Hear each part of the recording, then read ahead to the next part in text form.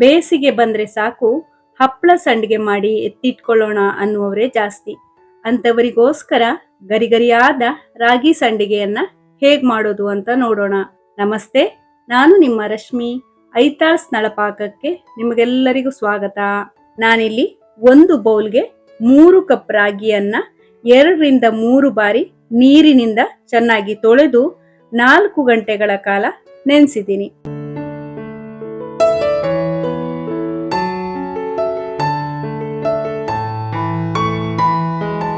ನಂತರ ನೀರನ್ನ ಬಸಿದು ಮಿಕ್ಸಿ ಜಾರ್ಗೆ ಹಾಕಿ ಅಗತ್ಯವಿರುವಷ್ಟು ನೀರನ್ನ ಸೇರಿಸಿ ನುಣ್ಣಗೆ ರುಬ್ಬಿಕೊಳ್ಬೇಕು.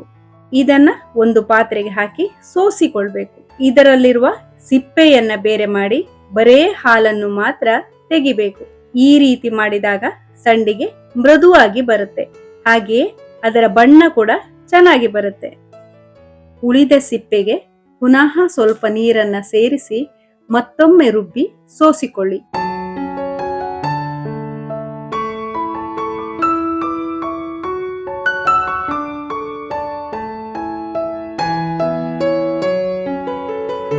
ಸೋಸಿಕೊಂಡ ರಾಗಿ ಹಾಲಿನಲ್ಲಿ ಸಣ್ಣ ಸಣ್ಣ ಸಿಪ್ಪೆ ಏನಾದರೂ ಉಳಿದಿದ್ರೆ ಪುನಃ ಜರಡಿ ಹಿಡಿಯಬೇಕು.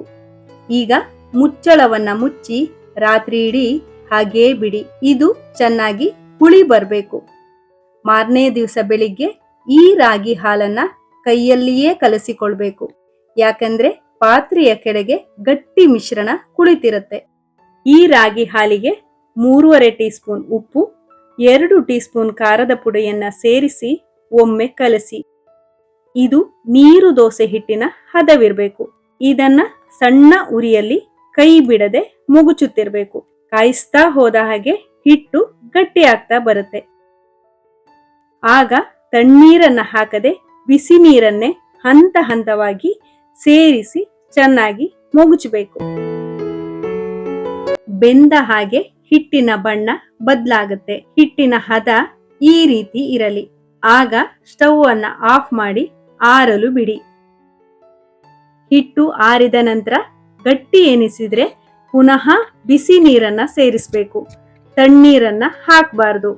ಎಣ್ಣೆ ಮತ್ತು ಮಜ್ಜಿಗೆ ಇವೆರಡನ್ನು ಮಿಕ್ಸ್ ಮಾಡಿ ಪ್ಲಾಸ್ಟಿಕ್ ಹಾಳೆಗೆ ಸವರಿ ಅದರ ಮೇಲೆ ಸಂಡಿಗೆಯನ್ನ ಬಿಡಿ.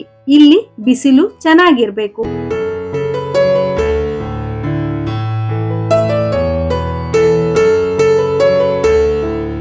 ಒಂದು ದಿನದ ಬಿಸಿಲಿಗೆ ಸಂಡಿಗೆ ಈ ರೀತಿ ಇದೆ. ಪೂರ್ತಿಯಾಗಿ ಒಣಗಿಲ್ಲ, ಕೆಳಗಡೆ ಹಸಿ ಹಸಿ ಇದೆ. 2 ರಿಂದ 3 ದಿನ ಬಿಸಿಲಿನಲ್ಲಿ ಒಣಗಿಸಿದ ನಂತರ ಸಂಡಿಗೆ ಈ ರೀತಿ ಆಯ್ತು. ನಂತರ ಬಾಣಲೆಗೆ ಎಣ್ಣೆ ಹಾಕಿ ಎಣ್ಣೆ ಕಾದ ನಂತರ ಮಾಡಿಕೊಂಡಿರುವ ರಾಗಿ ಸಂಡಿಗೆಯನ್ನು ಹಾಕಿ ಕರಿಯಿರಿ. ಈಗ ಅರಳಿಕೊಂಡಿರುವ ಗರಿಗರಿಯಾದ ಸಂಡಿಗೆ ರೆಡಿ ಆಯ್ತು. ಹಾಗಿದ್ರೆ ನೀವು ಒಮ್ಮೆ ಟ್ರೈ ಮಾಡಿ ನೋಡಿ.